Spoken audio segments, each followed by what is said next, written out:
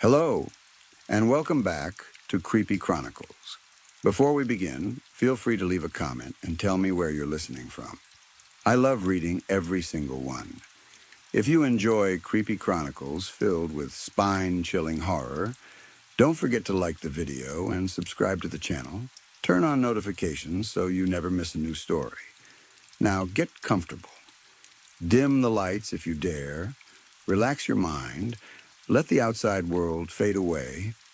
And let's begin. Story 1. I was raised inside a slaughterhouse for the first 20 years of my life. They called it Kerrigan. It was a huge facility somewhere in rural Virginia, hidden far away from the towns and cities where the outside creatures lived. We were told that Kerrigan was one of many places built across the country. Every human child who survived birth was sent to a facility like ours. Some arrived as babies. Others were captured when they were older.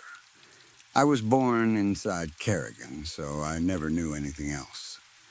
From birth until the age of 5, I lived alone in a small white room. The walls were made of thick glass, though I did not understand what glass was back then. There was a narrow bed fixed to the floor, a small desk, and a box filled with toys. Most of the toys were made of hard plastic. They had no faces, no names, and no small parts that could be swallowed or used as weapons. The room was always bright. Long white lights covered the ceiling, and they never went completely dark. At night, they only became slightly dimmer. I did not know what sunlight looked like. I did not know what stars were. I had never felt rain or wind against my skin. Every day, a small hatch opened at the bottom of the door, and food slid into the room.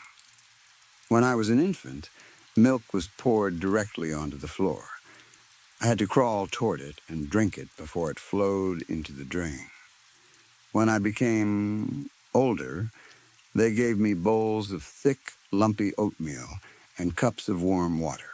Sometimes tall shadows stood behind the glass and watched me eat. I could never see their faces clearly. I only saw dark shapes, long limbs, and strange heads. Their voices came through a speaker in the ceiling. Good morning, 01130, those were the first words I learned. Sometimes they said, good evening, 01130. At night, they said, good night, 01130. They never called me anything else. I believed Doro 01130 was my name. I did not know names could sound beautiful or carry meaning. I thought every living thing was made from numbers. When I turned 5, the door opened for the first time. 2 figures, wearing white protective suits, entered the room. Their faces were hidden behind dark masks. One of them held a long metal pole with a loop at the end. The loop was placed around my neck. I screamed and tried to crawl under the bed, but the figure pulled me out. The second one grabbed my arms. They dragged me through a long hallway filled with white doors and glass rooms. For the first time in my life, I saw other children. Some were standing against the glass. Others were crying. A few simply stared at me with empty eyes. I was taken to a larger room where 27 children lived together. That was where my real education began. We were taught to read, write, count, and follow orders. We learned how to clean our sleeping spaces and how to report injuries. We were taught which foods made our bodies healthy and which movements helped build muscle. Most importantly, we were taught about humanity's greatest sin. Humans, our teachers explained, had ruled the planet for thousands of years. They had trapped animals in cages, cut their throats, cooked their bodies, and eaten their flesh. They had killed cows, pigs, chickens, fish, deer, and countless other living creatures. Humans had believed themselves to be better than every other species. Then, the world changed. The creatures rose. That was the phrase our teachers used. The creatures rose, took control, and forced humanity to understand what it had done. Humans were placed into farms, factories, testing centers, zoos, and slaughterhouses. We were treated in the same way humans had once treated animals. Our teachers said it was justice. They told us we were paying for the crimes of our parents and grandparents. One of the older girls in my room was numbered 1456. She claimed Kerrigan had once been a shopping mall. She remembered the world before the creatures took control. Her memories were broken, but she held on to them as if they were the only pieces of herself that still belonged to her. My mother used to bring me here every Saturday, she told me. There was a store called Claire's. It had sparkly jewelry and colorful headbands. I used to pick one every time. Whenever we walked through Kerrigan, she pointed at the smooth white walls and tried to describe what had once stood there. That used to be a Taco Bell, she would say. During our exercise hour, she sometimes ran to the far side of the room and pressed both palms against the wall. There was a movie theater over there, she shouted, and a Subway. My dad bought me cookies from there. Some of the children laughed at her. Others said her memories were lies created by sickness. I believed her. Kerrigan looked too large and strangely shaped to have always been a slaughterhouse. Some hallways were wide enough for hundreds of people. Dead metal stairs connected the different levels, though the stairs no longer moved. There were empty spaces in the walls where signs had once hung. Humanity had left marks everywhere. The creatures had painted over our world, but they had not removed it completely. 11456 taught me that the large pictures on the walls were called advertising boards.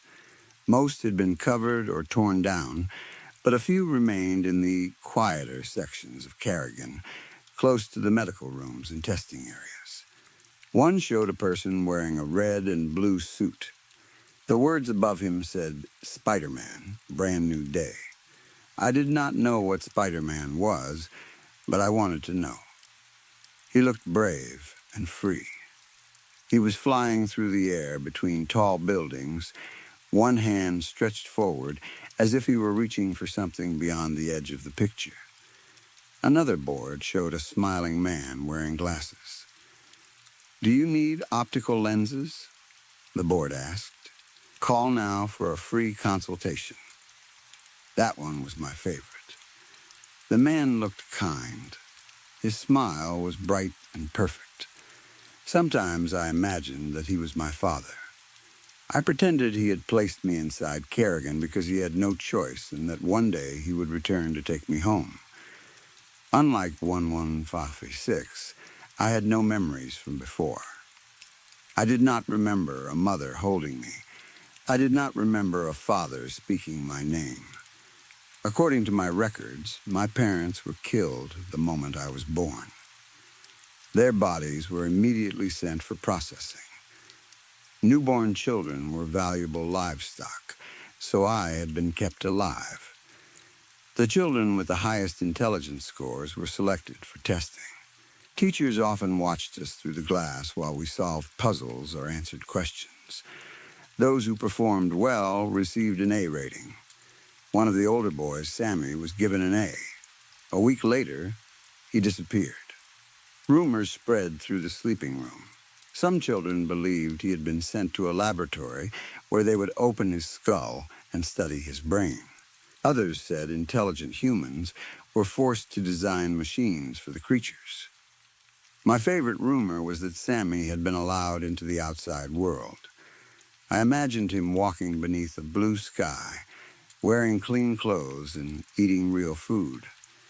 I imagined him finding the smiling man from the eyeglasses board. I was never selected. My intelligence was rated average. At the time, I believed that made me lucky. Kerrigan was considered one of the better facilities. It was clean, organized, and modern. The children transferred from other slaughterhouses described places far worse than ours. They spoke about enormous wooden barns where 50,000 children were packed together. There were no windows and almost no fresh air. Children slept on top of each other. Disease spread quickly. Bodies were removed every morning. Many of the transferred children had never learned to speak. Some bit anyone who came close. The most dangerous were the ones who had grown up outside. They remembered freedom. I once met a boy who had a human name. Eris. The workers gave him a number, but he refused to use it. Every time a teacher called the number, he screamed his name until his voice broke. My name is Eris. He shouted. My name is Eris. He would eventually collapse in a corner, wrapping his arms around his knees and crying until he could no longer breathe properly. I spoke to him when we were alone. Eris said he had lived in Massachusetts. His family had been trying to reach Canada when they were captured. He told me that his parents were killed in front of him. He described his mother's body in terrible detail. He talked about the blood running across the road and the way steam rose from it in the cold air. He described his father's skull breaking open against the concrete. Whenever he told the story, he laughed. It was not a happy laugh. It was sharp and broken. His teeth clicked together, and his eyes moved from side to side as if he were watching his parents die again. Sometimes he acted out their deaths. He threw himself onto the floor, twisted his body, and screamed in different voices. He became more violent each time. But I also saw him when he thought no one was watching. We were going to escape. He whispered into his knees. We were almost there. Aris stayed in Kerrigan for about a week. Then he disappeared. I never saw him again. A girl named Josie was the first person who told me that humans were supposed to have birthdays. She gave every child in our group a birthday, even though none of us knew when we had been born. She studied my face one afternoon and smiled. You look like a Gemini, she said. I did not know what that meant. She tilted her head and pretended to think deeply. June 18th, she decided. That's your birthday. From then on, I secretly celebrated every June 18th. There were no gifts or cakes. Sometimes I saved a spoonful of oatmeal from breakfast and ate it before sleeping. That was my birthday meal. When I turned 17, our class was interrupted by a creature entering the room. We called the creatures monsters when they could not hear us. It stood nearly 8 feet tall and wore a gray uniform. Its body was narrow, and its skin looked hard and pale beneath the fabric. Its eyes were too large, and its mouth opened sideways when it spoke. Mating will begin during the next stage of development, it announced. A week later, our group was moved into a large glass room. That room would be our home until maturity. We already understood what was expected of us. At 12, we had been forced to watch videos of human women giving birth. The teachers explained every stage of pregnancy and showed us how newborns were cleaned, measured, and classified. Our main purpose as healthy livestock was to continue the human population and provide meat for the creatures.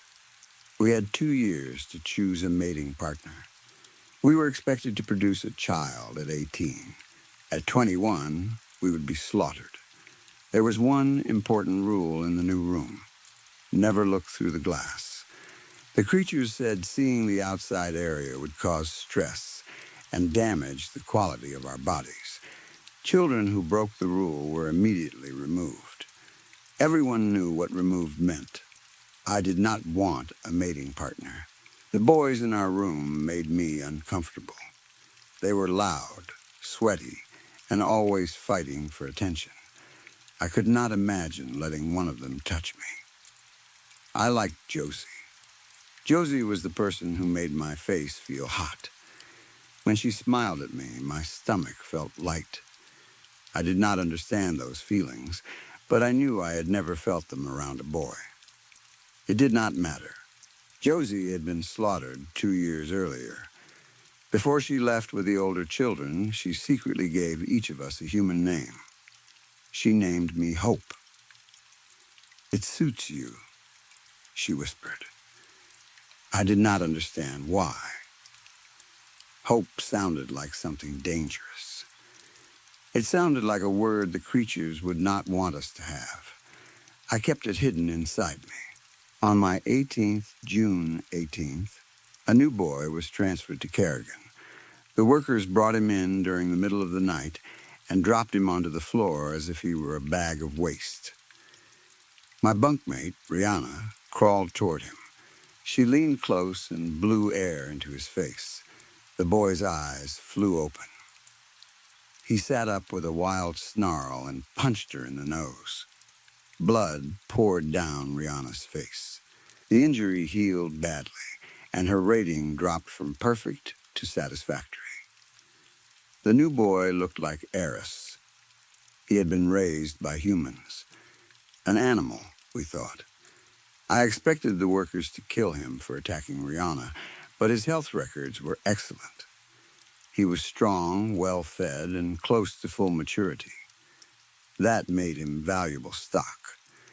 His body looked different from ours.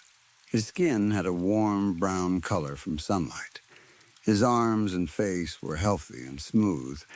His short hair was filled with messy brown curls, and his eyes were green. The rest of us looked pale or yellow beneath the white lights. My hair had never been cut. It reached almost to my tailbone. The first time the new boy looked at me, he laughed. "You look like a fucking Simpson," he said.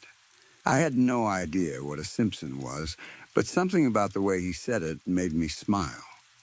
He was not like Eris. He did not scream or act out the deaths of his family.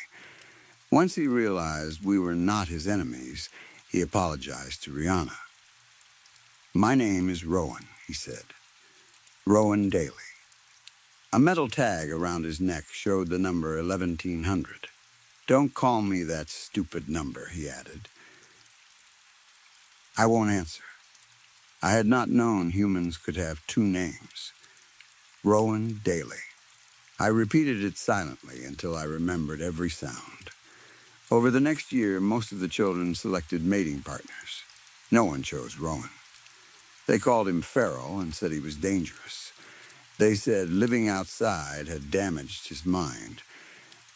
Rowan did not appear worried. He spent most of his time drawing on the floor with pieces of chalk stolen from the classroom. He drew buildings, cars, trees, dogs, and strange food. He told stories about televisions, video games, birthday parties, schools, restaurants, and beaches. Most people avoided him. I listened. On my 19th, June 18th, I found him sitting alone near the edge of the room. He was drawing a group of small shapes on the floor. "What do you think?" he asked, nodding toward the picture. "I call it chicken nuggets." He grinned. My stomach fluttered. I still did not understand most of his jokes, but I had started to understand the way his face changed before he made one. I stood in front of him and held out my hand. "Can you be my mating partner?" Rowan stared at me. Then he giggled. The giggle became loud laughter. He fell backward, holding his stomach as he tried to breathe. I quickly covered his mouth with my hand. "Be quiet," I whispered.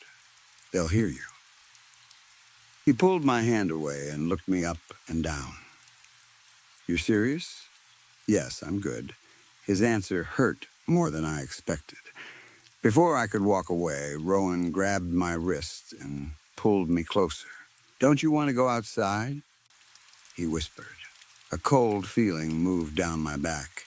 "No," the answer came too quickly. "No, I don't want to." Rowan crossed his arms.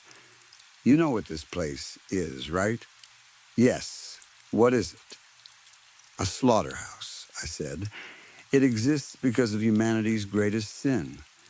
"And what is that?" I looked toward the ceiling. We were not supposed to question the lessons. "Eating animals," I whispered near his ear. Rowan slowly nodded. "Right." Then he took my hand. He led me toward the glass wall. I tried to pull away. "What are you doing?" He smiled. "Do you want to look outside with me?" "Outside?" My heart began to pound. Children who looked through the glass were killed. Rowan tightened his grip. "Come on," he said softly. "Live a little." I struggled, but he was stronger than me. He pulled me forward until my face was only a few inches from the glass. "Stop," I begged. Instead, Rowan pressed his head against mine. "Just look." I closed my eyes. For several seconds, I heard nothing except my breathing. Then I opened them. At first, the other side appeared dark. A huge shadow moved toward us. I stumbled back, but Rowan held me in place. The shadow entered the light. It was not a monster. It was a human man. He was wearing a blue shirt and holding the hand of a little girl. The girl had clean clothes, bright shoes, and ribbons in her hair. In her other hand, she held a balloon. Words were printed across it. "The greatest zoo on Earth." My mind could not understand what I was seeing. More humans appeared behind them. Families, children, old people, teenagers holding hands. Some waved at us. Others lifted small, glowing rectangles and pointed them in our direction. Light flashed again and again. They were smiling. Their eyes were wide with excitement. They watched us the way we watched the medical videos in class. I turned toward Rowan. He was watching my face. "Aris was a good actor," he said. I felt as if the floor had disappeared beneath me. "What?" Aris, Rowan repeated. He was really convincing. The laughing was a little too much, but people loved him. My mouth became dry. "No, Josie wasn't as good," he continued. "She was kind of boring. I'm glad she left." My chest tightened. Josie was slaughtered. Rowan smiled. "No, she wasn't." His fingers closed around my wrist. On the other side of the glass, the little girl pointed at me. The man beside her bent down and said something that made her laugh. I looked around our room. The children were sleeping, talking, and drawing. None of them noticed the humans gathering outside. "The creatures," I whispered. "The teachers. The workers. Costumes," Rowan said. "Special effects. Robots. Some actors." I stared at him. His grin widened. "Kerrigan," he shouted, throwing one arm into the air, "the greatest fucking zoo on Earth." The humans on the other side laughed and clapped. I stepped back, but Rowan pulled me against him. "Ever since I was a kid, I've wanted to come here," he whispered. His breath touched my ear. "I wanted to meet all my favorite characters." I shook my head. "No, I watched you on television." Hope the name froze me. No one except Josie had called me that. Rowan smiled when he saw my expression. "You had your own show. Millions of people watched you grow up. Your first steps, your lessons, your fights, your little crush on Josie. Everything, the humans outside continued taking pictures. People voted on your birthday," he said. "They voted on your clothes. They voted on what food you liked. They even voted on your human name." My eyes filled with tears. Josie gave me that name. Josie read the winning result from a screen. I could barely breathe. She was part of it. They all were. Sammy moved to another exhibit. Eris, guest performer. Rihanna, Rowan shrugged. She might be real. I don't know. Not everyone here is an actor. The glass room spun around me. My whole life had been built from lies. There had been no war between humans and creatures. Humanity had never fallen. My parents had not been processed into meat. The slaughterhouse was not a punishment for eating animals. We were entertainment. A show. An exhibit inside an old shopping mall. The toys, the food, the classes, the disappearances, the stories about slaughter, the fear of the glass, everything had been designed for an audience. I pressed both hands against the cold wall. A woman outside noticed me and waved. Her shirt had my face printed across the front. Below it were the words, "Hope never dies." I screamed. The sleeping children woke. The lights changed from white to red. An alarm began to sound. The humans outside moved closer instead of running away. They were excited. Rowan wrapped his arms around my waist and held me in front of the glass. "Look at them," he whispered. The crowd pressed forward. More glowing rectangles were raised. More lights flashed. Rowan rested his chin on my shoulder. "I'm your biggest fan."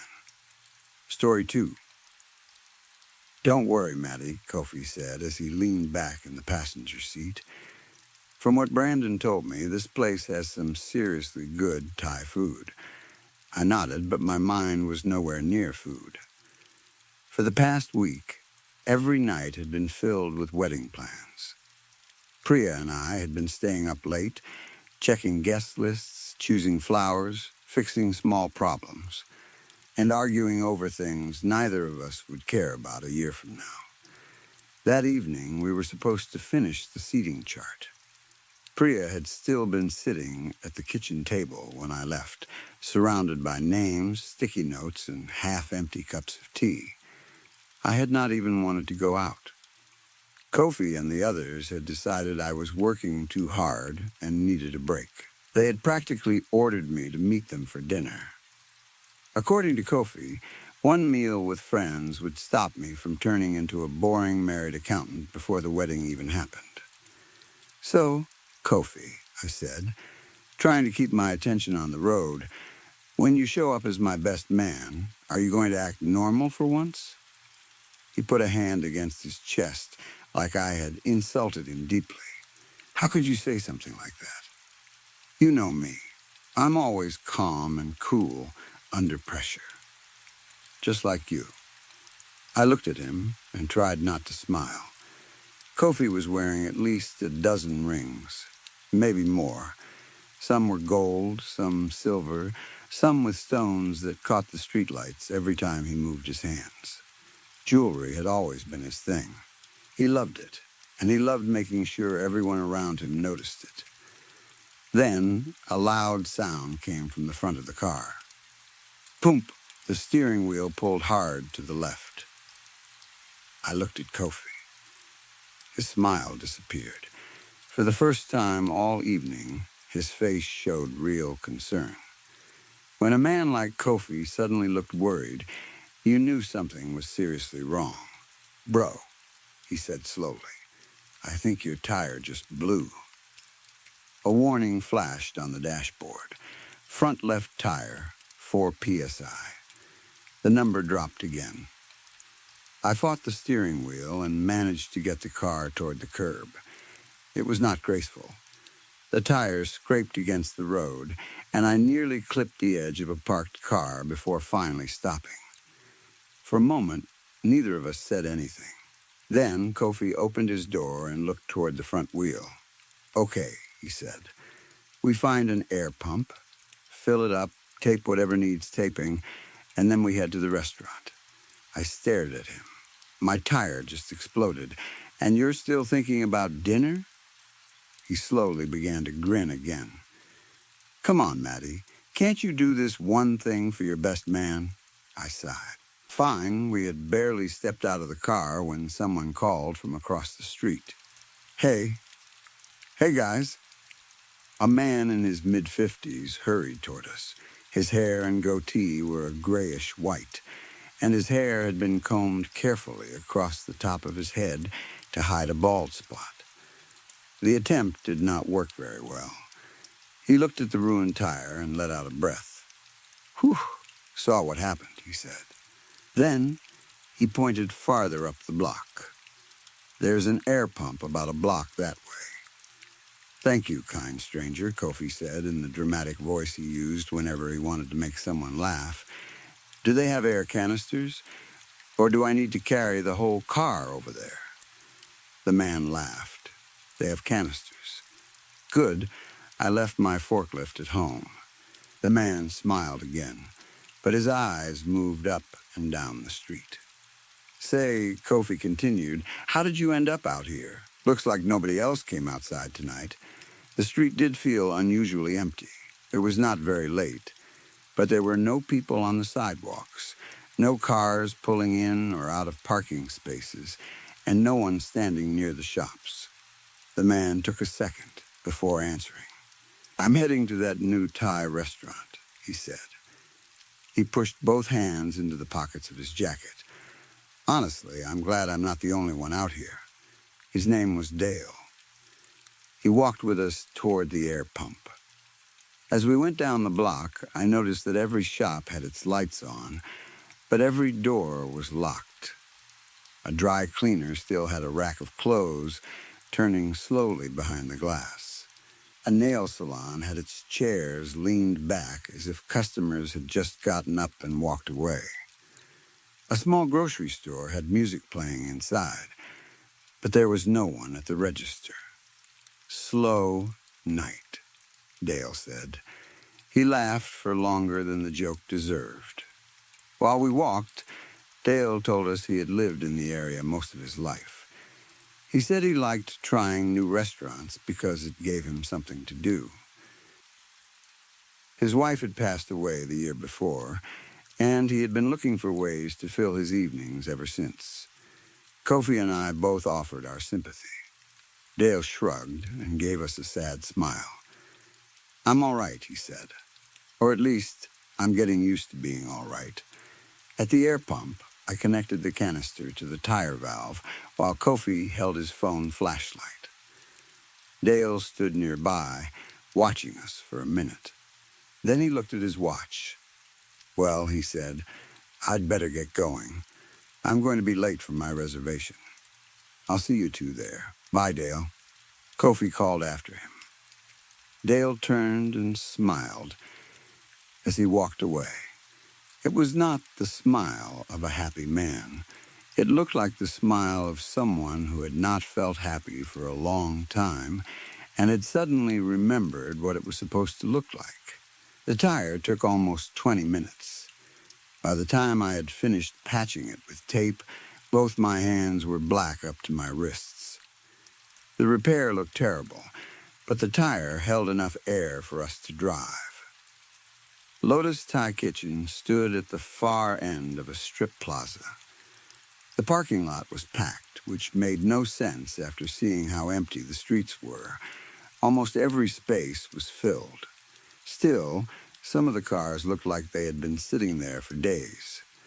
Leaves had gathered across several windshields.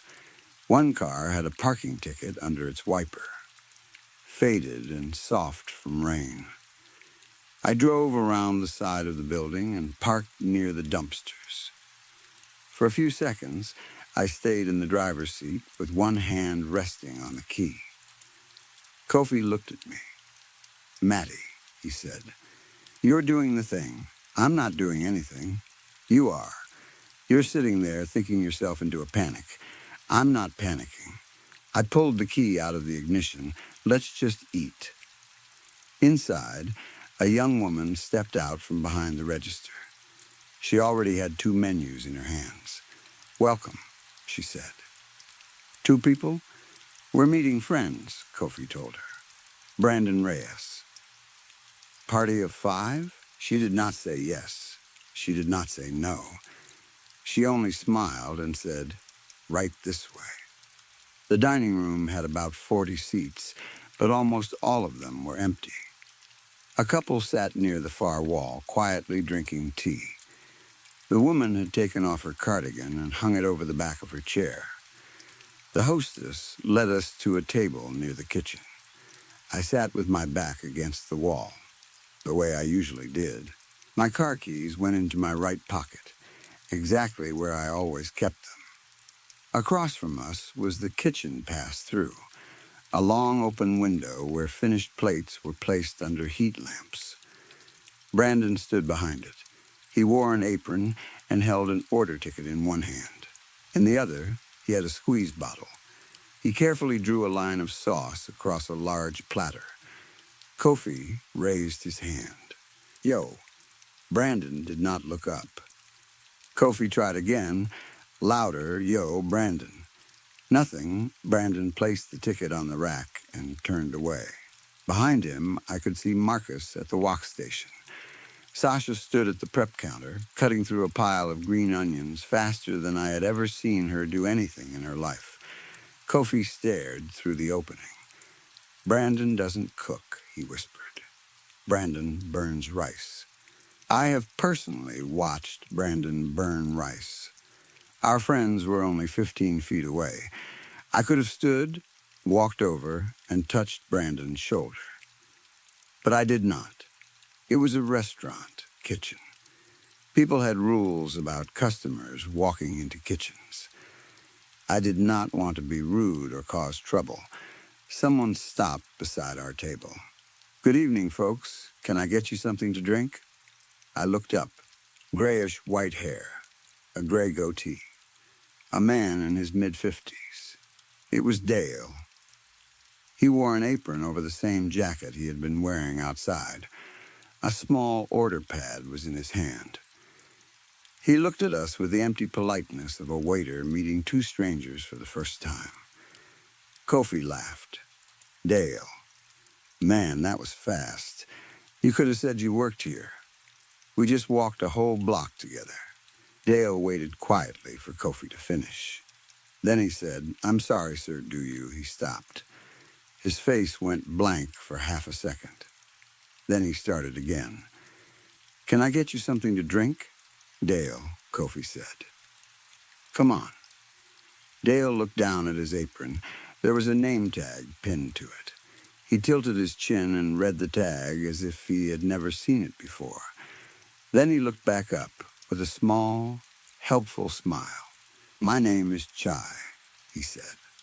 "I'll be taking care of you tonight." Kofi said nothing. That frightened me more than Dale's behavior. Kofi was the kind of person who could talk through a fire alarm, a car crash, and a funeral. Silence did not come naturally to him. "Water is fine," I said, "for both of us." "Tea," Dale said. "Great." Before I could correct him, he walked away. "Maddie," Kofi whispered. He leaned forward and placed both hands flat on the table. His rings clicked against the wood. That was Dale, 20 minutes ago.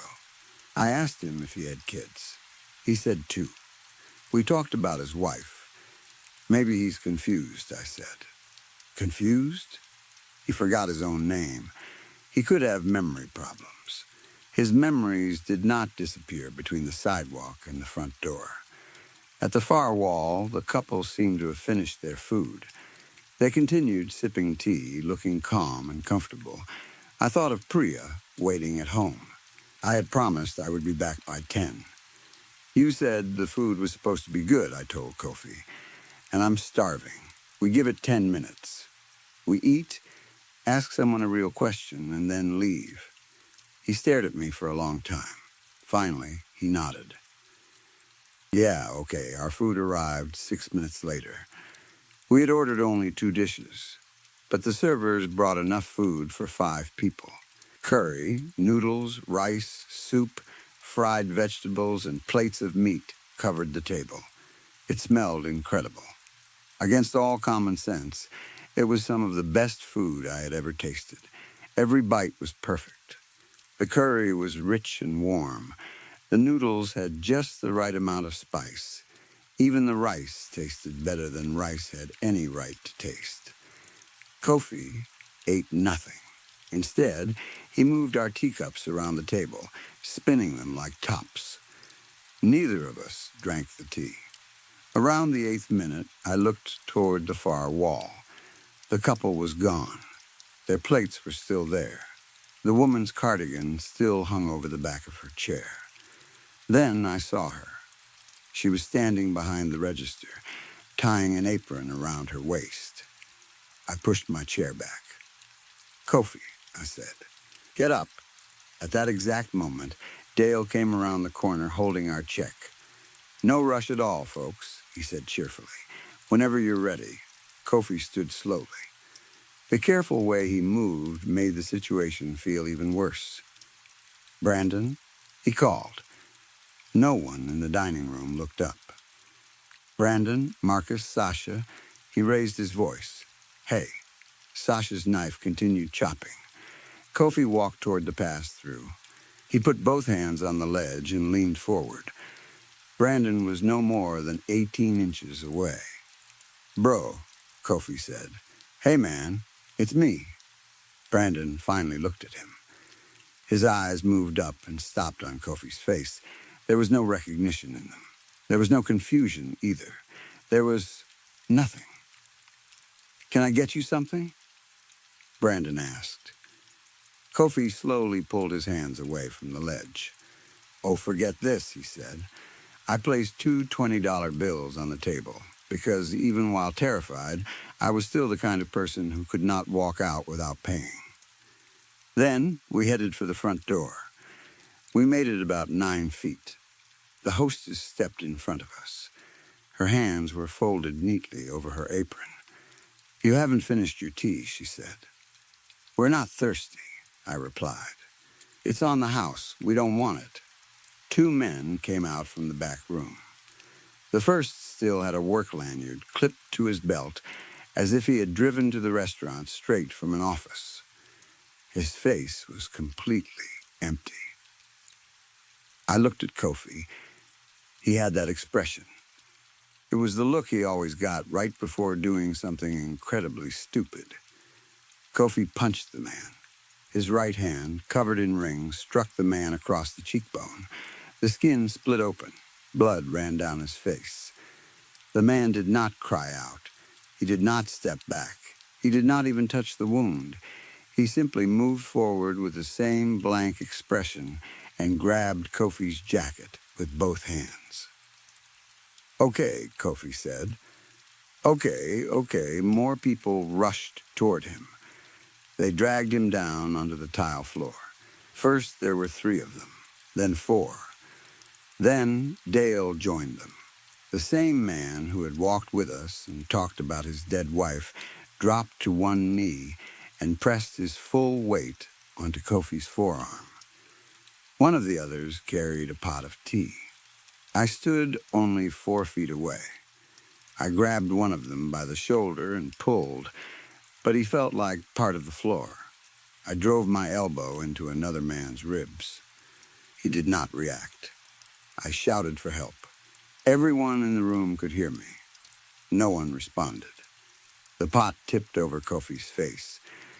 Some of the tea entered his mouth. He coughed and swore. Someone grabbed his chin and pushed his head back. Then they poured again. Kofi struggled hard enough to free one leg. He kicked the man sitting on his chest. The grip loosened. Kofi rolled toward one of the booths, got his knees beneath him, and pushed himself up with everything he had. His foot landed in the spilled tea. I heard the sound. Not the sound of him falling. The sound of his head striking the sharp corner of the table. Kofi collapsed onto his side. Everyone around him stood and looked down. Blood began flowing from beneath his ear. It reached the line of grout between the tiles and followed it toward the booth.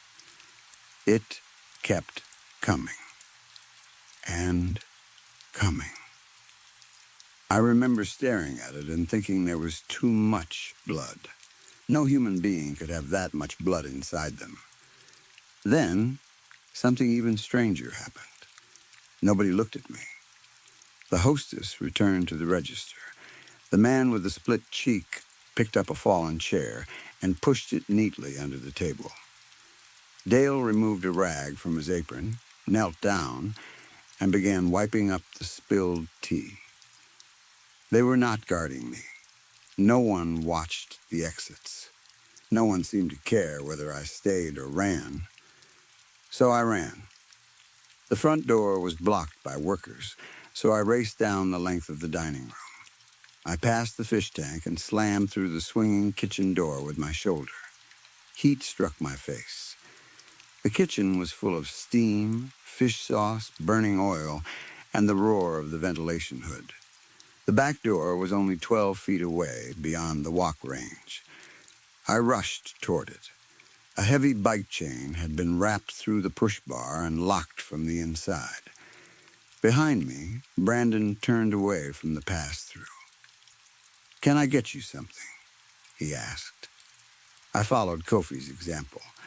I slammed both hands into Brandon's chest and pushed him into the metal rail. The order tickets flew into the air like white pieces of confetti.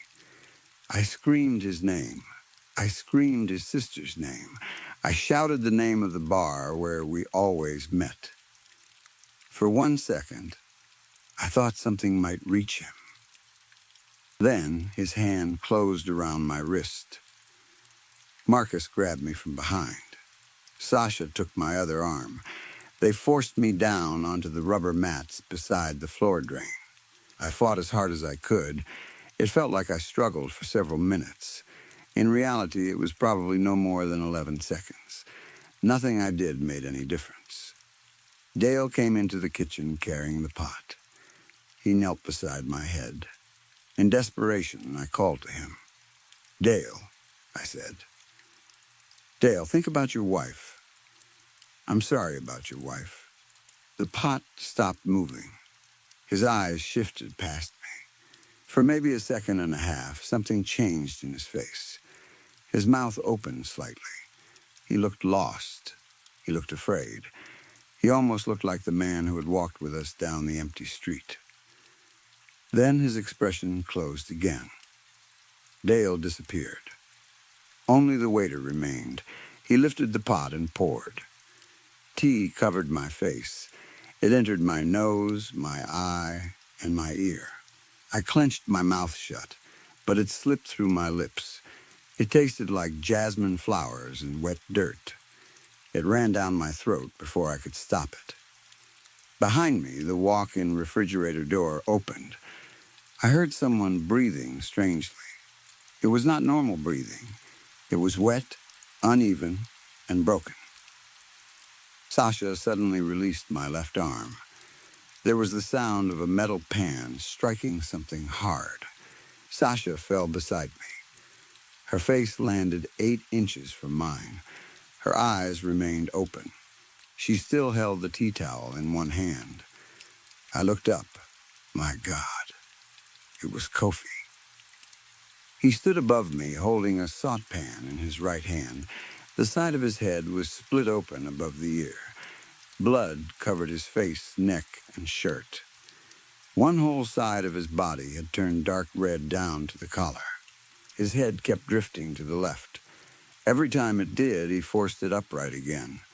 His eyes were not moving together. I do not know how much he could actually see. "Matthew," he said. His mouth was not working properly. "Get up." Marcus charged at him. Kofi swung the pan. Marcus crashed into the range. Then Brandon moved toward him. I screamed at Kofi to stop. "That's Brandon," I shouted. I grabbed the leg of Kofi's jeans. He looked down at me. What he said next was probably the coldest truth anyone had ever spoken. "No," he said. "It's not." Then he swung. I was 3 feet away. I watched my friend of 11 years kill my friend of 9 years with a pan taken from a Thai restaurant kitchen. Brandon fell. The order ticket was still held in his left hand. Dale ran. He rushed through the swinging door and disappeared into the dining room. That was the last time I ever saw him. Kofi reached down and pulled me to my feet. Most of the strength came from him, even though he looked like he should have been dead already. Up close, I understood he would not be able to run. He was not truly standing. He was leaning on the idea of standing. Blood gathered beneath him, forming a puddle that seemed to follow wherever he moved. "The back door is chained," I said. Yeah, his eyes focused on something beyond my shoulder. "You used the front door, you dimwit." I did not have time to explain that the front had been blocked. We moved back through the kitchen. Kofi shoved me toward the dining room. Then he grabbed a large stock pot from the range, went out ahead of me, and threw it with both hands. A loud crash filled the restaurant. The fish tank shattered. Water poured across the floor. Every person wearing an apron turned toward the sound at exactly the same moment. Kofi stood in the center of the dining room. He swung the pan and screamed like something wild, like something that had never been human. He looked back at me once. "Hey, Matthew," he said. "Tell everyone I couldn't make it." He paused, struggling to keep himself upright. "Tell them I drove away somewhere to be with a pretty lady, all right?" My throat tightened. "Sure, Kofi." I moved along the booths with my head lowered. The hostess stood in several inches of water from the broken tank. Her hands were still folded neatly in front of her apron. She watched Kofi. She did not look at me. I reached the door and threw myself through it like a football player breaking through a line. Pain exploded through my shoulder. I probably dislocated it. I did not stop. I ran all the way to my car. The tape on the tire had slipped loose. The tire was almost flat again. My hands shook as I reattached the air canister. From inside the restaurant, I could hear Kofi screaming. It was the voice of a madman who was also my best friend. There were crashes, banging, glass breaking. Then, suddenly, it all stopped. No more shouting, no more fighting, no more Kofi. The tire slowly filled. I got into the car and drove away. 11 minutes later, while stopped at a traffic light, I called the police. I told them everything. I gave them the address. I described the restaurant, the people inside, the attack, and the bodies. The next morning, I called again. The woman who answered told me there was no police report matching what I described. She said there was no restaurant named Lotus Thai Kitchen at that address. I arrived home at 11:40 that night. The house smelled like cinnamon. Seating charts were spread across the kitchen table. Sticky notes covered the surface. Pens, guest lists, and cups of tea sat where Priya and I had left them. A woman came around the kitchen counter. She looked at the blood on my clothes, the swelling in my shoulder, and the terror on my face. "Oh my God," she said. "Who were you out with?" I stared at her. She looked worried. She looked like she knew me.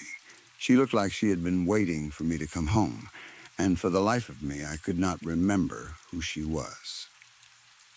Story 3.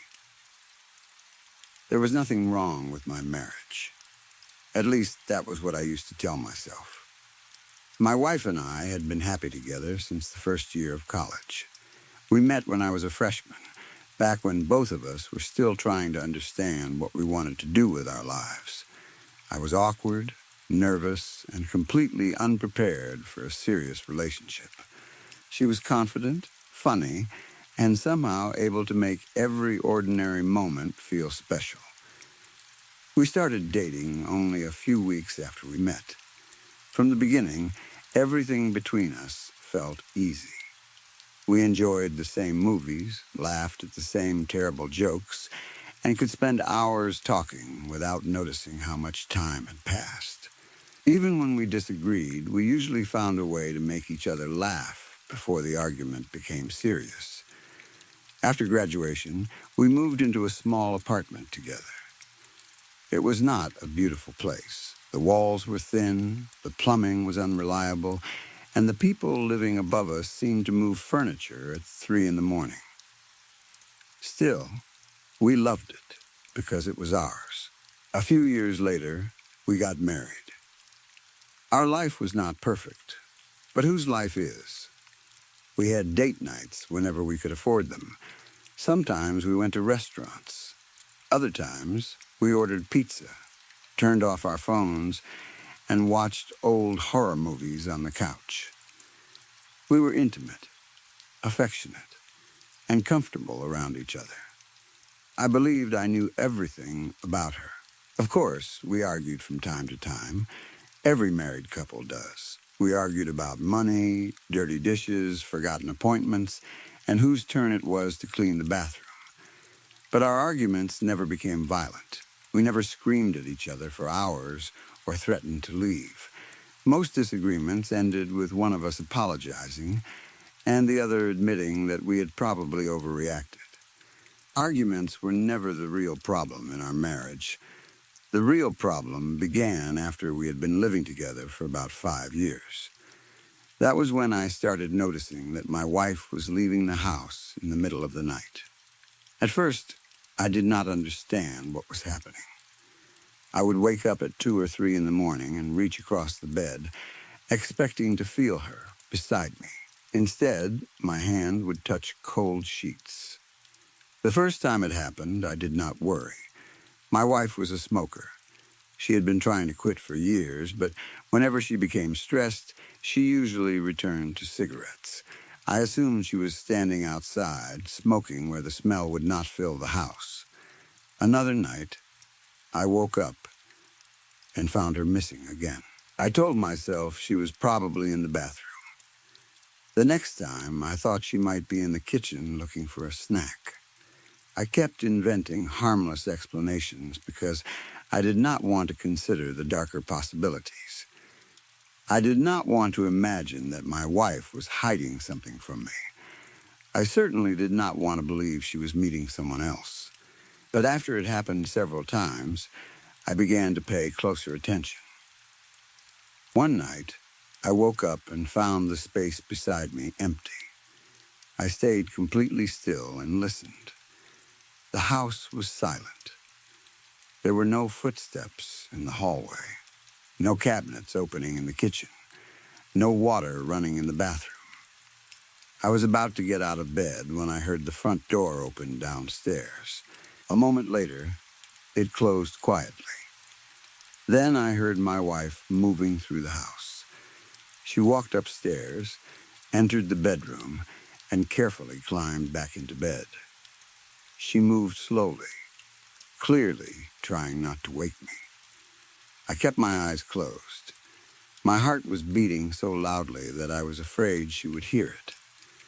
I expected to smell cigarette smoke on her clothes or in her hair, but there was nothing. In fact, she smelled freshly washed, almost like she had just taken a shower. The next morning, I asked where she had gone. She looked confused. "What do you mean?" she asked. "You left the house last night." She stared at me for several seconds before shaking her head. "No, I didn't." I laughed because I thought she was joking. "Yes, you did." I heard the front door. She continued looking at me with that same confused expression. "I think you were dreaming." I wanted to believe her. Maybe I had dreamed it. Maybe the sound of the door had come from a television in a nearby house. Maybe I had been half asleep and confused. But then it happened again and again. Sometimes she was gone for only 30 minutes. Other times, she disappeared for nearly an hour.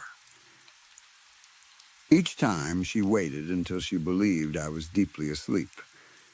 Then she quietly got out of bed, walked downstairs, and left through the front door. Each time she returned, she changed clothes before climbing back into bed. That was another strange thing. At first, I thought I was imagining it, but I soon became certain. She would leave wearing one outfit and return wearing another. Sometimes she went out in pajamas and returned in a long shirt. Sometimes she left wearing sweatpants and came back wearing shorts I had not seen in months. I searched the bedroom and the laundry room, but I could never find the clothes she had worn when she left. The only clear evidence came from her feet. They were always covered in mud. She would crawl into bed without cleaning them, leaving dark brown stains across the sheets and comforter.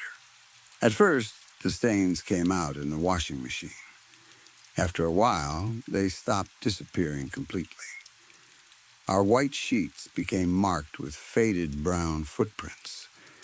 The next time it happened, I confronted her, while angrily pulling the comforter off the bed. "Where are you going at night?" I asked. She stood beside the bed, staring at the muddy stains. "I don't know." I stopped what I was doing. "What do you mean you don't know?" She looked honestly frightened. "I don't remember doing this." I thought she was lying. It sounded like the weakest excuse anyone could possibly invent. You leave the house for an hour, walk around barefoot in the mud, come home wearing different clothes, and you expect me to believe you don't remember any of it? Her eyes filled with tears. "I'm telling you the truth. I threw the comforter into the laundry basket. Then explain the mud. I can't. Explain the clothes. I can't. Explain why I hear the front door every time you disappear. I don't know." Her voice cracked. She covered her face with both hands and started crying. At that point, my anger began turning into concern. She did not look guilty. She looked terrified. I sat beside her and lowered my voice. "Sweetheart, it is difficult for me to believe you don't remember being outside barefoot. Something is happening. You need to tell me what it is." She looked at me through her tears. "I am telling you. I do not know." We talked about sleepwalking. That seemed like the most reasonable explanation. People did strange things while asleep. Some walked around their homes. Some prepared food. Some even drove cars without remembering it later. Maybe my wife was sleepwalking. But that explanation created more questions. How was she unlocking the front door? Where was she going? Why was she changing clothes? Most importantly, how could a sleeping person leave the house, disappear for an hour, and find the way back without getting hurt? I suggested that she speak to a doctor. She refused.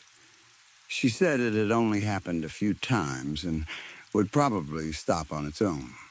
It did not stop. It became worse. Her trips began lasting longer. I started pretending to be asleep so I could time them. The first time I did this, she left at 1:17 in the morning and returned at 3:24. The next time, she was gone for almost 3 hours. A few nights later, she disappeared for more than 4. I lay awake during those hours, staring at the ceiling and imagining every terrible possibility. Maybe she was cheating. Maybe she had developed a drug problem. Maybe she was involved in something dangerous. I checked her phone, which I had never done before. I hated myself for it, but I was desperate. There were no suspicious messages, no secret contacts, no dating apps, no unfamiliar numbers. I checked our bank accounts. There were no unusual purchases. I searched her car. Nothing. It did not make sense. Then I began noticing something else. Every time my wife returned from one of her late-night trips, she looked healthier. At first, the changes were small. Her skin seemed softer. A pimple that had been visible before bed would be gone when she returned. The dark circles under her eyes would disappear. Her hair would look smoother and brighter, even though it was usually tangled and damp when she climbed back into bed. I told myself it was because of the lighting. Then one night she came home looking several years younger. I know how ridiculous that sounds. She was still clearly my wife, but the tiredness had vanished from her face. Her skin looked completely smooth. The small lines around her eyes were gone. The difference lasted for several days before slowly fading. Each time she went out again, she returned looking refreshed. I became afraid of her. I did not want to admit it, even to myself, but something about those changes disturbed me. They were too sudden, too complete. The moment that finally convinced me to follow her happened after an accident in the kitchen. She was cutting vegetables for dinner when the knife slipped. The blade sliced deeply across the palm of her hand. Blood immediately poured over the cutting board. I grabbed a towel and pressed it against the wound. The cut was long and deep enough that I was certain she needed stitches. "We're going to the emergency room," I told her. She pulled her hand away. "No, we're not. You may have damaged something. I can move my fingers. That doesn't mean you're fine." She refused to go. We argued for nearly half an hour. In the end, she cleaned the wound, covered it with gauze, and wrapped her hand tightly. Throughout the evening, blood continued soaking through the bandage. I kept telling her we should go to a doctor, but she insisted the cut would heal. That night, I could not sleep. Part of me was worried about her hand. Another part was waiting to see whether she would leave. At around 12:30, I felt the mattress move. My wife slowly sat up. She stayed still for several seconds, probably listening to my breathing. I kept my eyes closed and breathed deeply. Then she climbed out of bed. I heard her walk toward the door. A few moments later, the front door opened and shut downstairs. She returned 2 hours later. Her feet were muddy. She wore a different outfit. Her skin looked smooth and bright. The next morning, the cut on her hand was gone. Not improved. Gone, there was no wound, no scab, no redness. The only sign that anything had happened was the blood-stained bandage lying in the bathroom trash. I grabbed her hand and turned it over.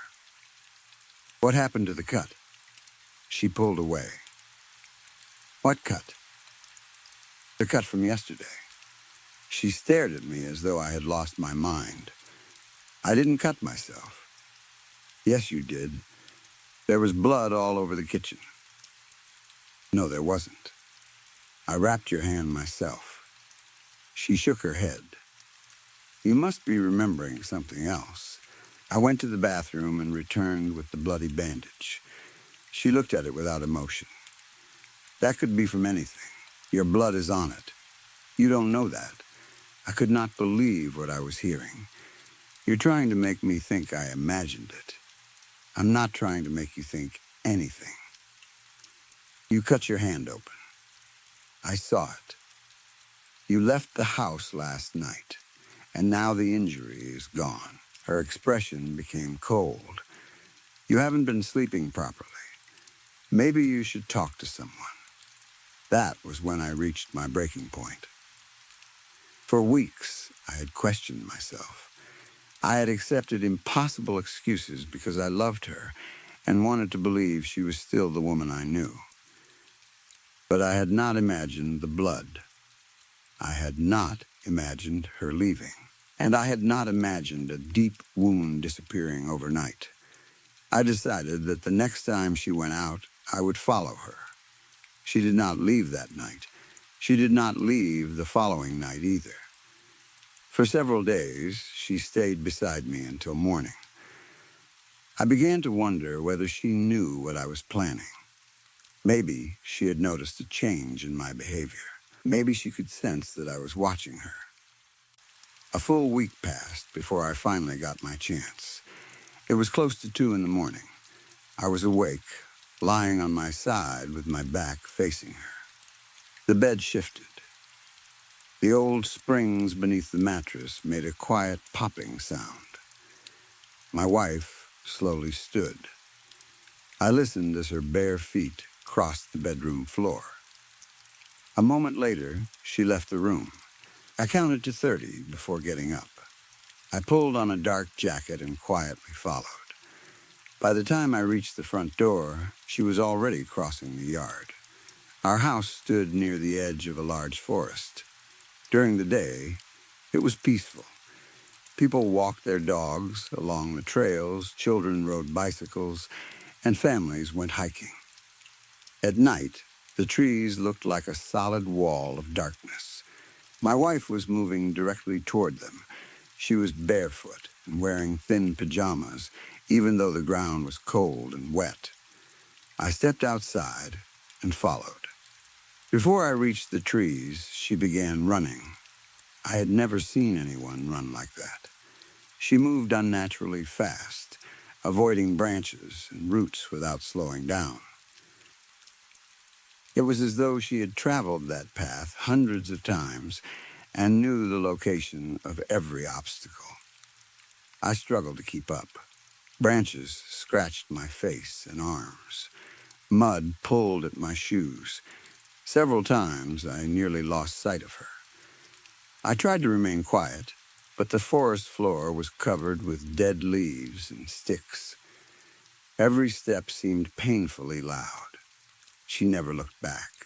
We ran deeper into the woods. After what felt like a mile or two, she began to slow. Her run became a jog. The jog became a fast walk. Eventually, she continued at a normal pace. I stayed several yards behind her and moved from tree to tree, doing my best to remain hidden. Suddenly, she stopped. I froze. She slowly turned her head and looked around. For one terrible moment, she stared directly toward the tree where I was hiding. I held my breath. Her eyes remained fixed on the darkness for several seconds. Then she turned away and continued walking. I waited before following again. That was when I noticed the clothes. A tank top lay beside the trail. A few yards later, I saw a pair of pajama pants tangled in a bush. Farther ahead, there was a bra hanging from a low branch. Then, underwear. At first, I assumed the clothes belonged to other people. Then I recognized them. They were my wife's. Some were old. Some had disappeared from our home months earlier. Others were outfits I had seen her wearing when she left the house. The forest was filled with them. She began removing the clothes she was currently wearing. First, she pulled off her shirt and dropped it on the ground. Then, she removed her bra. She continued walking as she pushed her pajama pants down and stepped out of them. Finally, she removed her underwear. I felt ashamed for watching, but fear kept me moving. She walked completely naked through the dark forest, her pale body visible whenever moonlight passed through the branches. Then we reached a small clearing. My wife stopped in the center. That was when something else caught my attention. At first, I thought the clearing was covered with dead leaves. Then I looked closer. They were not leaves. They looked like pieces of snakeskin, except they were shaped like human bodies. Empty faces, hollow arms, flat hands with thin fingers. Some of the skins hung from tree branches. Others were partly buried under mud and leaves. Most were piled across the ground like clothes that had been carelessly thrown away. There were dozens of them. Some looked fresh and wet. Others were dry, cracked, and yellow with age. I covered my mouth to stop myself from making a sound. My wife stood among them. She tilted her head toward the sky. Then she made a clicking noise deep in her throat. It did not sound human. Her head moved from side to side in short, sharp motions, almost like a bird watching something above it. The clicking became faster. Her knees started bouncing. At first, I thought she was shaking from the cold. Then, her entire body began to convulse. Her shoulders twisted. Her spine bent backward. Her arms jerked violently at her sides. But she did not scream. She did not look like she was in pain. In fact, her face showed relief. Her movements became more violent. With every shake, her skin loosened. Large flakes began falling from her body. Some were as big as pine cones. Others peeled away in long, wet strips. The sound was unbearable. It reminded me of Velcro being pulled apart, mixed with the tearing of wet cloth. I wanted to vomit. I wanted to run, but I could not move. My wife kept bouncing and twisting as her skin separated from whatever was underneath. A crack appeared along her back. It widened slowly. Her shoulders pushed through first. Then, her arms. She bent forward and stepped out of her own body. The entire skin slid from her like an empty suit and collapsed onto the forest floor. For several seconds, she stood perfectly still. The thing beneath the skin looked almost exactly like her. It had the same face, the same hair, and the same body. But everything looked new. Her skin was perfectly smooth. There were no scars, no marks, no lines around her eyes. She looked younger than she had when we first met. She stretched her arms high above her head. Her joints cracked one after another. Then she let out a long, relieved sigh. She rolled her neck and shook out her hands as though she had just completed a difficult workout. That was when my weight shifted. A stick snapped beneath my shoe. The sound echoed through the clearing. My wife's head turned toward me so quickly that it seemed impossible. Her entire body became still, her eyes fixed on the tree where I was hiding. My heart stopped. She took one step toward me, then another. Her face slowly tightened into an angry glare. I considered running, but my legs would not move. She came closer. I could see the empty shell of her old body lying behind her.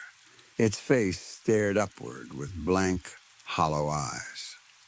My wife continued walking until she reached the tree. For a moment, neither of us moved. Then she leaned around the trunk and saw me. Her expression changed instantly. The anger disappeared. Her mouth fell open. She stepped backward, staring at me in horror. She looked like she was the one who had discovered a monster hiding in the woods. Our eyes locked. My lips trembled, but no words came out. I did not know whether I was looking at my wife or at something that had been pretending to be her since college. I did not know whether she was going to attack me, beg me to stay quiet, or remove my skin the way she had removed her own. She studied my face for a long time. The forest was completely silent around us. Finally, she sighed, covered herself with her hands, and spoke. "Okay," she said quietly. "Look, can we please just talk about this when we get home?" Story 4. It is strange how easily people can ignore a thought that makes them uncomfortable. A sound in the night becomes nothing more than the wind. A shadow moving at the edge of your vision becomes a trick of the light. The feeling that someone is watching you becomes stress, tiredness, or nerves. Everyone does it. We find simple explanations because simple explanations make us feel safe. I had always been especially good at doing that. Most people who knew me would have described me as a skeptic. I did not believe in ghosts, spirits, angels, curses, or any other strange thing people claim to experience. My friends had learned not to tell me their supernatural stories because I always tried to explain them away. A strange figure in a hallway was probably a coat hanging on a door. Footsteps in an empty room were pipes cooling in the walls. A dead relative appearing beside someone's bed was most likely a dream. People sometimes became annoyed with me, but I could not pretend to believe something just because the story was frightening or meaningful to them. I needed evidence. I needed something real, something solid, something that could not be explained by fear or imagination. That was why, when the strange things first began happening to me, I tried very hard to dismiss them. It started during my morning drive to work. I worked in the downtown area, so my daily commute usually involved long stretches of slow stop and start traffic. That morning was no different. Cars filled every lane, moving a few feet before stopping again. Drivers stared at their phones, adjusted their mirrors, drank coffee, or looked angrily at the road as though their frustration might make the traffic disappear. During one of those long stops, I looked toward the car beside me. The driver was a dark-haired man, wearing glasses. He was probably around my age, and under different circumstances, I might have considered him attractive. Our eyes met through the windows. At first, it was only a normal glance between two strangers. Then it lasted slightly too long. He did not look away. The traffic began moving, and I turned my attention back toward the road. I told myself he had probably been lost in thought or had simply been staring in my direction without really seeing me. As the cars slowly crawled forward, I passed a large billboard advertising some new feature from Meta. The message promised to deepen people's connection with a global community. It sounded like the kind of empty, dramatic language the copywriters at my company were always creating. Overdone and meaningless, but probably effective enough to make someone rich. A vehicle entered the lane ahead of me. Through its rear window, I noticed a small pair of eyes looking over the top of the back seat. A child was staring directly at me. Only the upper half of the child's face was visible. Small hands rested on both sides of it, gripping the seat as the child watched me. I smiled and gave a little wave. The child did not wave back. There was no smile, no movement, and no change in expression. The child simply kept staring at me until I reached my exit and turned away from the car. It was odd, but children sometimes behaved strangely. I did not think much about it. Parking downtown was expensive and difficult, so I always parked several blocks away and walked the rest of the distance to my office. Some days, the walk felt like a terrible decision, especially when it was raining or painfully hot. That morning, however, the weather was pleasant. The air was cool, but the sunlight carried enough warmth to make the walk comfortable. Tall windows reflected the morning sky, and the streets were busy without being crowded. About a third of the way to work, I passed a woman walking in the opposite direction. I looked up and smiled politely. She was already smiling at me. There was nothing especially strange about that. People smiled at strangers all the time. Then it happened again with the next person. And then again. By the fourth or fifth time, I began feeling uncomfortable.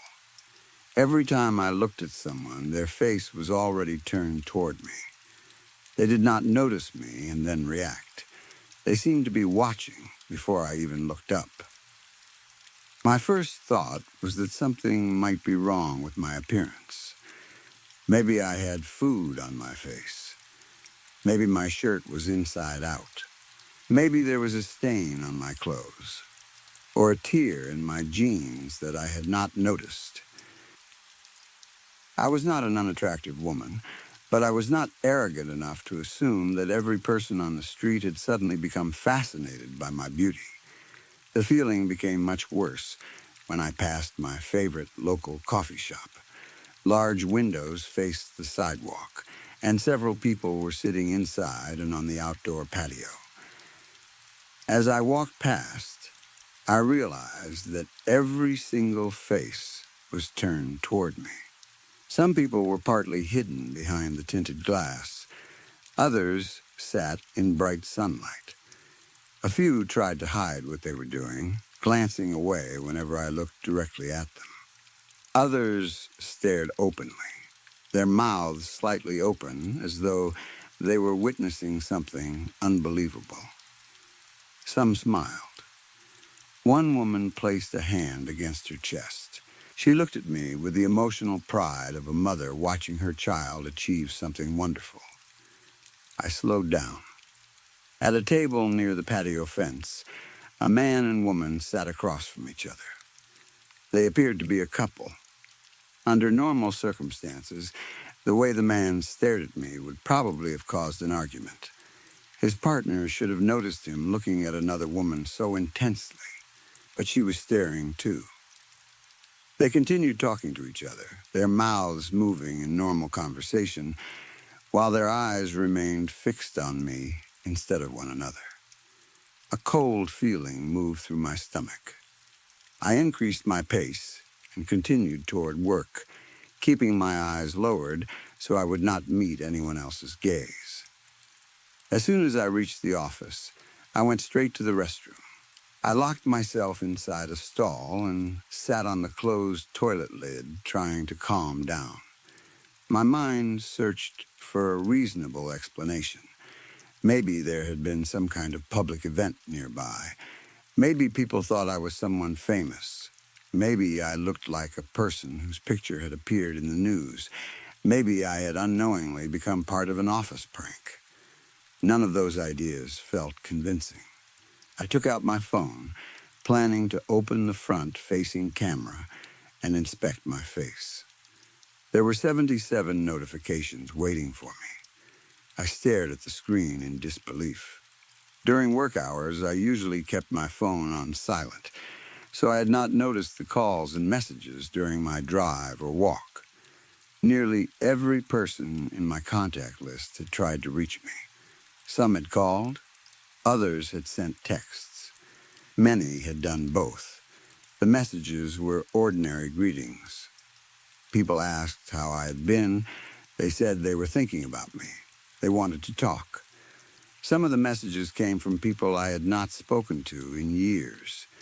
I had only read about a quarter of them when an incoming call filled the screen. It was my mother. I answered. "Oh, honey, I finally reached you." Her voice sounded relieved in a way that immediately made me nervous. "Hi, Mom. What's going on?" "Oh, nothing." An awkward silence followed. "Okay, I'm at work today." "Oh, that's right. I'm sorry, honey, it's fine. What did you need? Is everything okay?" I just wanted to hear your voice. The words were warm and loving, but they made me uneasy. My mother cared about me, of course, but she had never been an especially sentimental person. We did not call each other just to hear each other speak. "Okay," I said slowly. "Well, I probably need to. Did I mention your father is here? Say hello, honey, it's Alice." The phone moved in their hands. I heard rustling and quiet whispering. It sounded almost like they were fighting over who would hold the phone. After several seconds, my father spoke. "Hey, sweetie, are you doing okay?" "Yeah, Dad, everything is fine." Another incoming call appeared on the screen. It was Tressa, my best friend. A chill moved over my body. Tressa and I had been friends since high school, but we almost never spoke on the phone. We texted constantly, but I could probably count on one hand the number of times she had actually called me. My silence seemed to frighten my parents. "Honey, are you still there?" my mother asked. "Sweetie, where did you go?" my father added. "Alice, talk to us." "Mom, Dad, calm down. I'm still here." "Oh, thank goodness," my mother said. "We thought you had left us," my father added with a heavy sigh. "Listen, I have to go. I'm at work." "Oh, right, of course. Can you at least call us when you get a moment?" my mother asked. "You said everything was okay. Is there something you need to tell me?" "Don't worry, sweetie, everything is fine," my father said. "We just want to hear your voice." I stared at the stall door. "Okay, I have to go." "Alice, wait," I ended the call. 6 new text messages appeared almost immediately. Then another call came through, this time from an ex-boyfriend I had not spoken to in years. I had not even known he still had my number. "What the hell?" I whispered. I turned the phone off. Before I could place it back into my purse, several hard knocks struck the stall door. The phone slipped from my hand and landed on the floor. "Alice?" a woman called. "Is that you in there?" The voice sounded slightly familiar, but I could not remember who it belonged to. "Yes, I'll be out in a minute." I made my voice sound annoyed, hoping she would leave. "Okay, great, I can wait." I frowned. "What?" "No, you don't need to wait. I'll be out soon. No problem." "Who is this?" "It's Madeline." I did not know anyone named Madeline. "Who?" "Madeline Turner. We worked together on the Davidson account." There was disappointment in her voice, as though I had hurt her by not remembering. The Davidson account had been finished months earlier. I had worked with many people on it, but I still could not remember her. "Okay," I said. "I'll come out when I'm ready. Could you please give me a moment?" "Of course." She did not move. I could sense her standing outside the door, silently waiting. "Listen, could you please leave the restroom? I need a minute alone." There was a brief pause. "Sure, I guess I can wait outside." "You won't be long, will you?"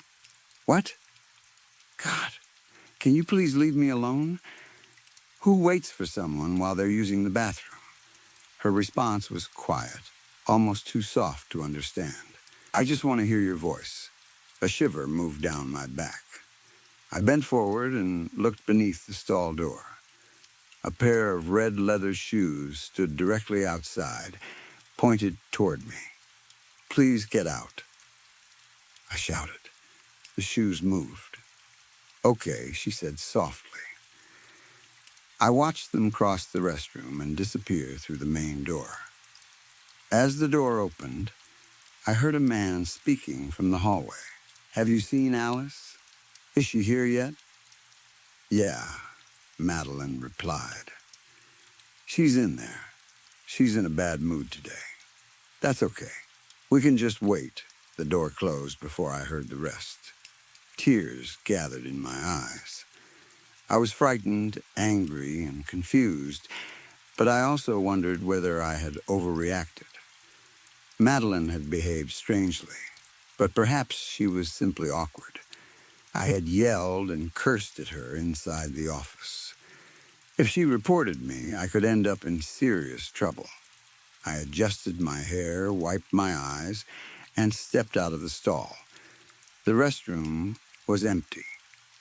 I could hear quiet conversation beyond the door. After taking a deep breath, I pushed it open.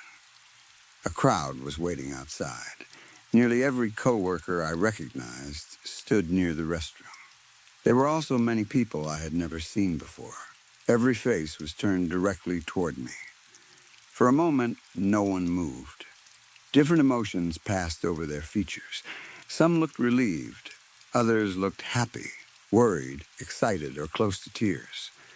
Their bodies remained still while their expressions changed. Fear dropped heavily into my stomach. I expected them to rush toward me. They did not. They only stared. Somehow, the staring felt worse. I began walking toward the elevators. The crowd remained silent, turning their heads to follow me. When I had crossed half the lobby, a man from my team named Eric stepped forward. Alice, hey, it's great to see you. So great, someone else added from the crowd. Yeah, hi. I avoided looking at him and kept walking. How have you been? Eric asked, following behind me. Anything new? Not since yesterday. I'm going to my office. Perfect. I'm going that way too. Several people in the crowd immediately announced that they were also going toward my office. They began moving with us. I stopped and turned around. What is happening? Is this some kind of prank? Why is everyone looking at me? Why are you following me? Why is everyone suddenly trying to talk to me? Dozens of voices answered at once. No, nothing like that. Alice, we just want to hear we thought you needed company. The words blended into a wall of sound. Eric was closest, so I heard him clearly. It isn't a prank. Are you okay, Alice? You can talk to me. You can tell me anything. I am fine, I shouted. Everyone needs to leave me alone. I just want to get through the day. Can you please leave me alone? The voices continued, but their tone changed. They became softer and more concerned. You don't seem fine. It might help if you talk. What don't you want to tell us? I just want to be near you. Come on, Alice. That was the moment my skepticism finally broke. I had spent the entire morning trying to find normal explanations. People looked at strangers. Children sometimes stared. Families sometimes became emotional. Coworkers sometimes behaved awkwardly. But there was always a moment when normal explanations stopped working. There was always one clear sign that you had stepped out of the ordinary world and entered something that most people would never experience. For me, it was the sight of that crowd. Familiar faces and strangers watched me with the same intense need. Their voices poured over one another. Their bodies slowly moved closer, as though some invisible force was pulling them toward me. Something deep inside me screamed that I needed to escape. I turned and ran. I kept my eyes on the floor, desperate to avoid their faces. Behind me, the voices grew louder. Alice, wait, please don't go. We only want to hold you. Alice, come back. Hands reached for me as I pushed through the crowd. People grabbed my clothes and hair. I twisted and pulled, trying to break free. Someone caught a thick section of my hair. When I threw myself forward, I heard a sound like wet cardboard tearing. Pain exploded across my scalp. The hair came out at the roots. My purse began sliding from my shoulder. I grabbed inside it and found my car keys just before the bag was pulled away. It vanished into the crowd of reaching hands. The main entrance was only a few feet away. Someone grabbed my outer shirt from behind. I pulled my arms free, but the force threw me forward. My face struck the glass door as it opened. Pain flashed through my head. My ears rang, and the world tilted around me. I pushed the door with both hands and stumbled outside. The crowd came after me. People poured through the entrance, pushing and climbing over one another. The strangers I had passed during my morning walk were standing nearby. Their eyes were still fixed on me. As soon as they saw me running, they joined the chase. I looked back once. A growing crowd filled the sidewalk. Their eyes were wide and their mouths were open as they shouted my name. Near the front, a man ran while pushing a baby stroller. The stroller bounced violently over the pavement, but he did not slow down. My lungs burned as I ran toward my car. When it finally came into view, I pressed the remote start button on my key. The engine came alive. I reached the vehicle, pulled open the driver's door, and threw myself inside. A large, shirtless man wearing athletic shorts reached through the opening. I had never seen him before. His eyes held the focused hunger of a wild animal stalking prey. He breathed deeply through his nose. "Please let me come with you," he begged. I screamed and pushed his arm away. Then I slammed the door. There was a wet crunch. The man stumbled backward. Parts of 3 fingers fell onto the floor near my feet. He did not scream. He only reached toward me again. The crowd struck the back of the car as I shifted into drive. I pressed the accelerator and hit the corner of the vehicle parked in front of me. Metal scraped against metal with a horrible scream. Hands slapped against my windows. The car struggled for a second, caught between the other vehicle and the curb. Then it lurched free. I sped down the street. In the rearview mirror, the crowd continued running after me. Even through the glass and growing distance, it felt as though every person was still looking directly into my eyes. I screamed and struck the steering wheel.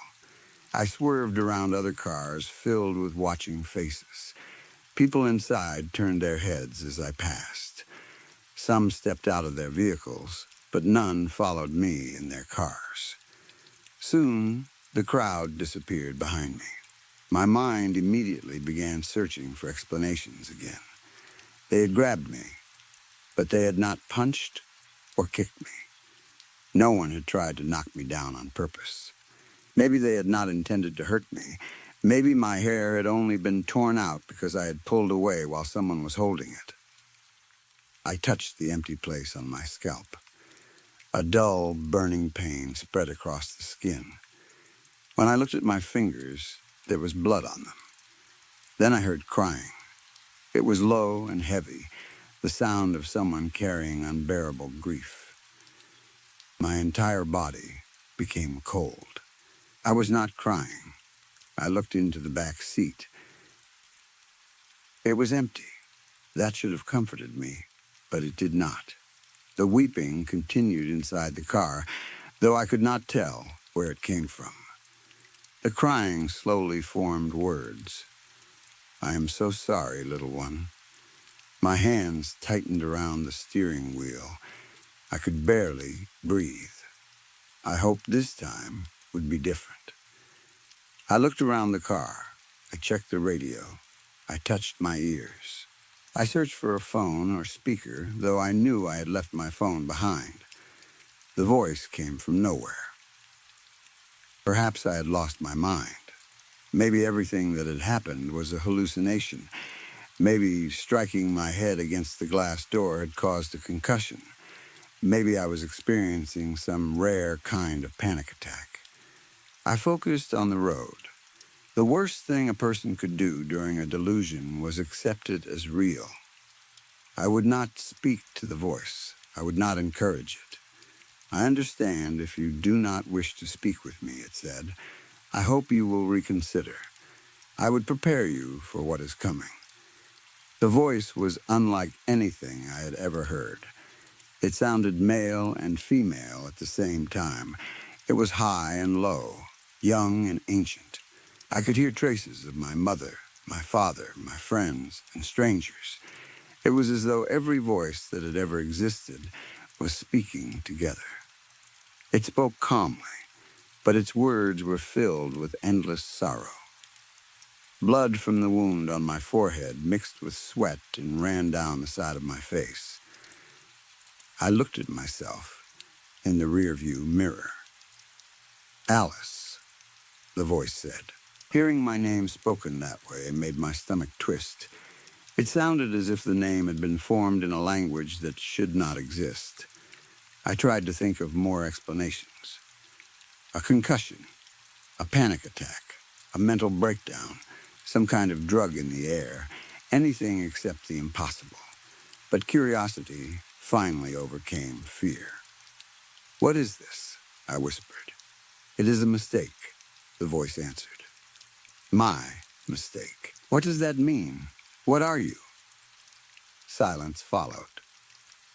Then the voice said, "I am one. I don't know what that means. What is happening? What do I need to prepare for?" The crying became louder. "They will continue to come. They have felt me, and now I am all they desire. They do not wish to harm you." My mouth had become dry. "What do they want?" "Absorption." "What?" "They wish to dissolve themselves into your presence. They need to feel my love." The pressure in my chest became so strong that every breath felt impossible. "Love? What are you?" "I am one. I have always been one." The voice sounded both ancient and childlike. I longed to be more. In the darkness of eternity, I felt others. I felt you. I felt those who came before you, and I will feel those who come after. Perhaps one day it will be different. What is happening to me? If you are causing this, stop. Leave me alone. I am bound to you. My love flows from you, just as it flowed from those before you. Your kind will seek to remain in its presence forever. It will be their end. It will also be your end. Then I will be free from you. I will be alone and unloved again until I bind myself to another. This will continue until I finally become more. There was such sadness in its voice that tears rose in my eyes, though I hated it for making me feel sympathy. "Why me?" I demanded. "Why did you do this to me?" "You were the first of your kind that I felt." Anger burned through me. "So it was random? You destroyed my life because of a random choice?"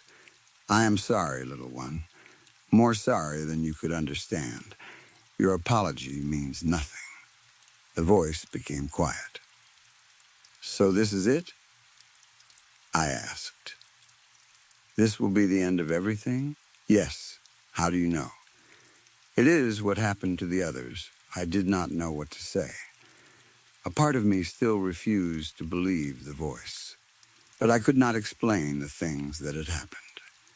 I had watched an entire office lose control of itself. I had seen strangers chase me through the streets. I had heard my parents speaking as though the idea of losing my voice terrified them. In a moment of anger and fear, I asked a question I did not truly mean.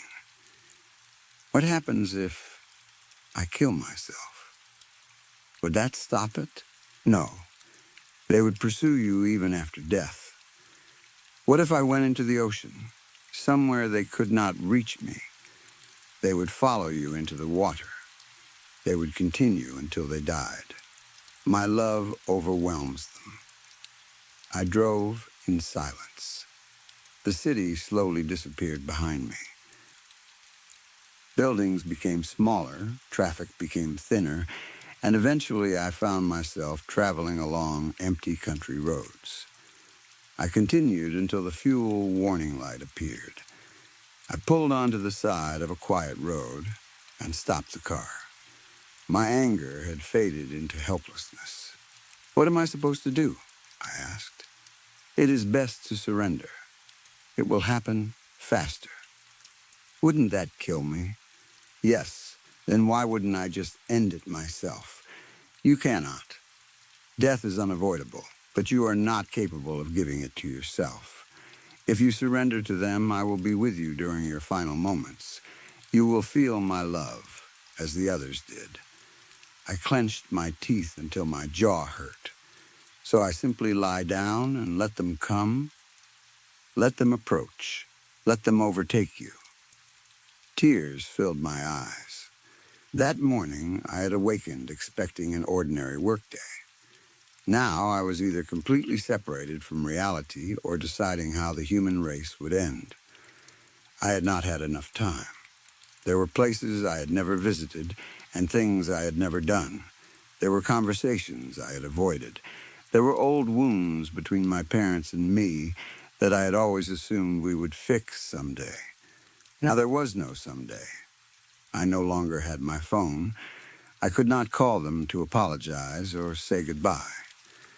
I had spent what might be my final hours running as far away from everyone I loved as possible. It had been necessary, but that did not make the regret less painful. Suppose I considered doing what you said, I whispered. How will it happen? They will want to hear your voice. They will want to remain in your presence. They will need physical contact. They will place themselves as close to you as possible until your breath can no longer escape. A horrible thought entered my mind. The voice answered before I asked. No, simple contact will satisfy them.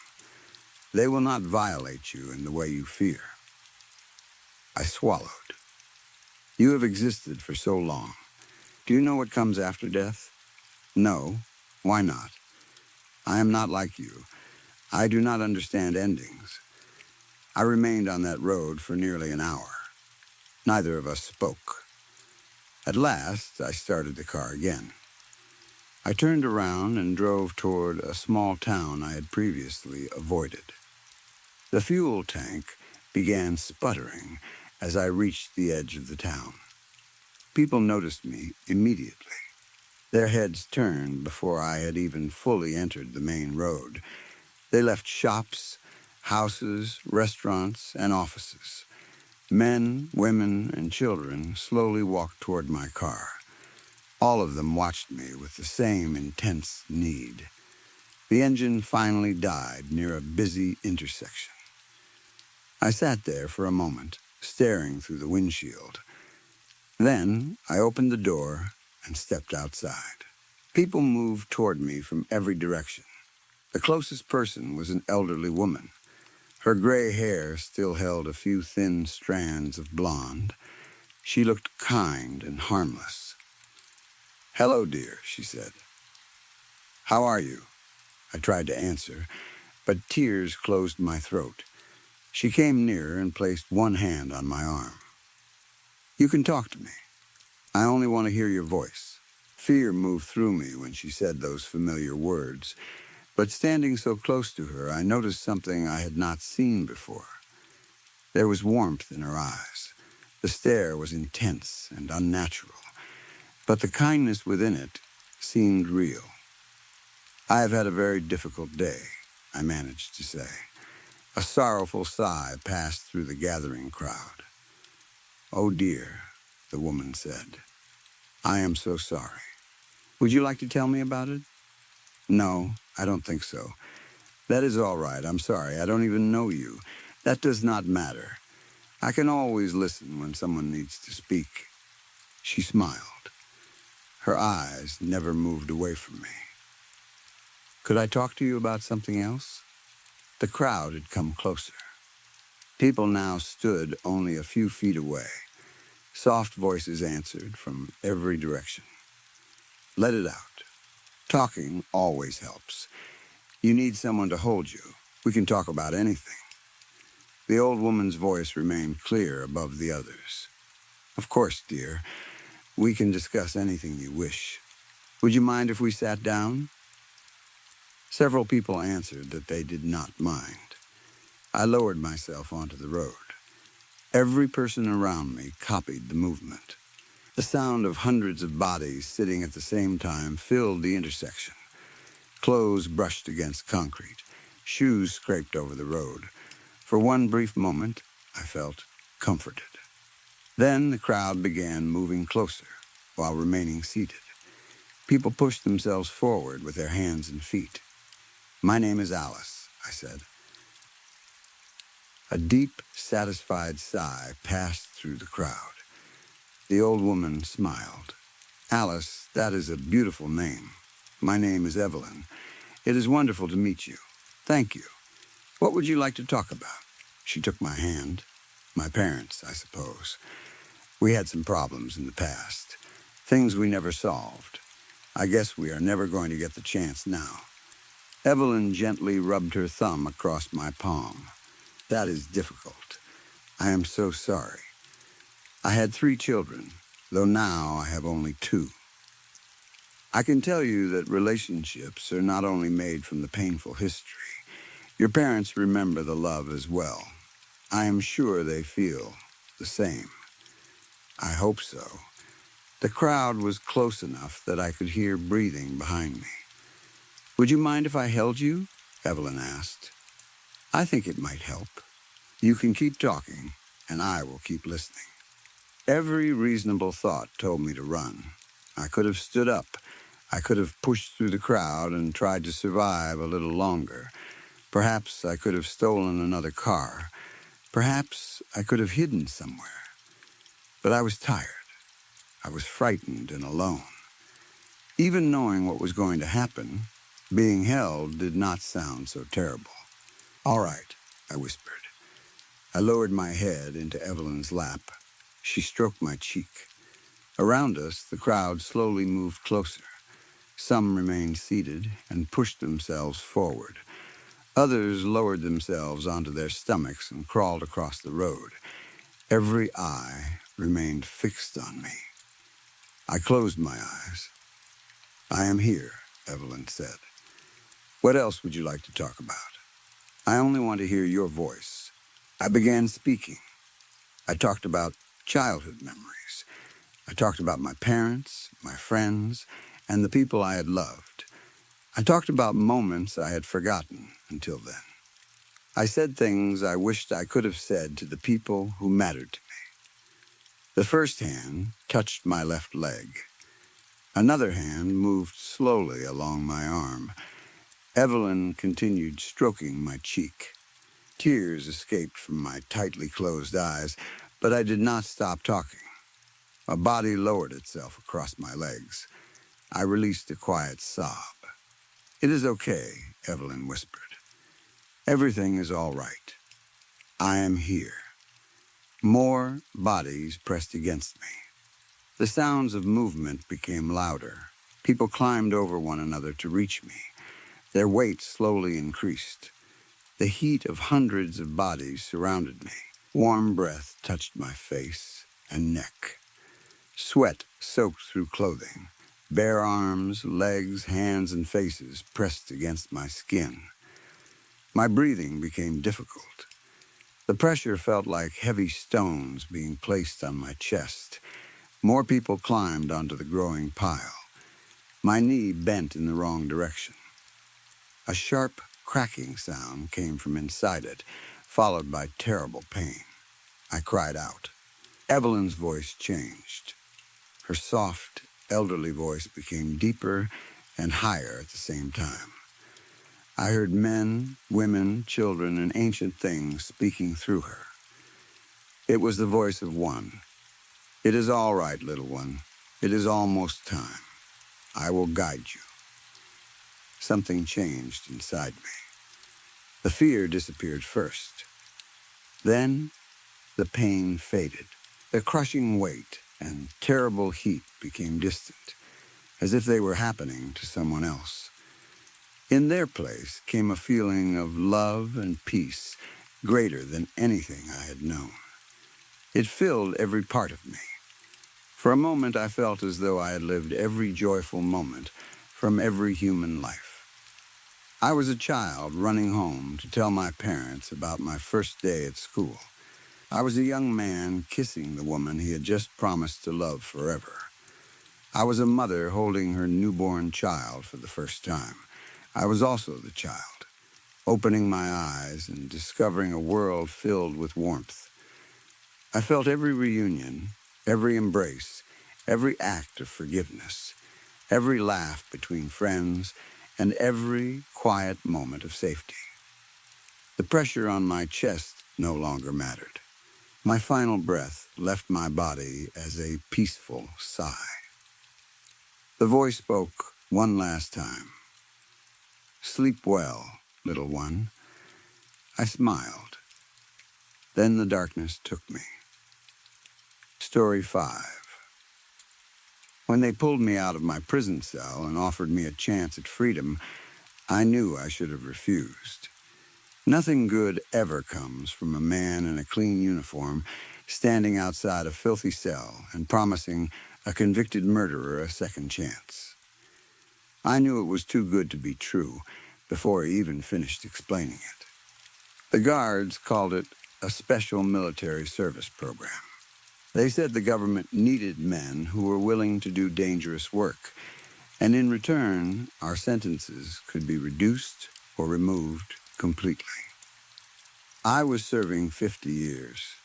At my age, 50 years was the same thing as a life sentence. I would either die behind bars or walk out as an old man who had forgotten what sunlight felt like. I had no family waiting for me, no wife, no children, no friends who still answered my letters. I had nothing to lose, and that was exactly what they were counting on. So I signed the papers. For the record, I was in prison for a series of murders, and I do not regret them. I am not going to pretend I was misunderstood. I am not going to blame a bad childhood, alcohol, drugs, or the people around me. I have never been a good person. I never tried to be honest or kind, because I never saw the point. The people I killed crossed me, and I dealt with them. That was how I lived before prison, and prison did not change me. The others who signed up were much the same. Every man in my unit had a sentence measured in decades. Murderers, gang members, armed robbers, violent addicts, and men who had done things even I did not want to hear about. The government did not recruit soldiers from the prisons. They recruited bodies, bodies nobody would miss. Maybe that is why our bodies now show the monsters we have always been inside. Most of us no longer have hair. Our eyebrows, eyelashes, and eyelids are gone. Some men have lost their ears. Others have no lips. Noses have collapsed or dissolved until there are only dark openings left in the middle of their faces. Our skin is covered in scabs, burns, and open wounds that never heal properly. It could be the chemical weapons they force us to use. It could also be the combat stimulants they make us inject before every major attack. The officers say the stimulants keep us alert, aggressive, and able to fight through pain. What they really do is stop our bodies from collapsing before the job is finished. After an injection, your heart beats so hard that you can feel it in your teeth. Your hands shake. Your vision becomes sharp, and every sound feels close enough to touch. For a few hours, you feel almost alive. Then, the effects fade, and you notice everything that is wrong with you. The burning behind your eyes, the cracks in your skin, the blood inside your gloves, the aching in your bones, the dry surface of your eyes rubbing against the inside of your gas mask because you no longer have eyelids to protect them. As long as I keep taking the injections, I do not feel much of it. That is probably the only reason I am still alive. 10 months ago, Command sent us a new type of gas. They did not tell us its name. The canisters arrived in sealed metal crates marked with so many warning labels that there was barely any empty space left. There were symbols for poison, corrosion, fire, biological danger, and things I had never seen before. Some of the labels were written in languages none of us could read. Along with the canisters, we received new gas masks. They were heavier than the old ones and covered more of the head. Thick rubber seals pressed against the skin. The filters were larger, and the eye lenses were made from layers of glass and clear plastic. We were also given tighter gloves, sealed boots, and instructions that made it clear the new gas was far worse than anything we had used before. We already knew it would be bad. We just did not understand how bad. Thankfully, I was not selected for the first release team.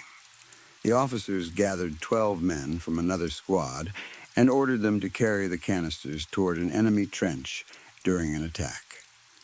The rules were strict. Everyone was supposed to wear the new masks, check every seal, cover every part of exposed skin, and stay away from low ground after the gas was released. Most of the men did not take the warning seriously. Why would they?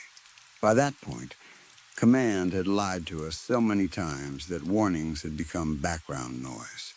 They told us every operation was safe. They told us supplies were coming. They told us reinforcements were close. They told us the enemy was almost defeated. None of it was ever true. When the enemy attacked again, the release team opened the canisters as ordered. The gas came out slowly at first.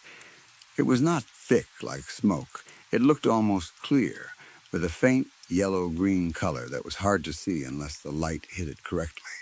It spread close to the ground, sliding over mud and broken equipment like water.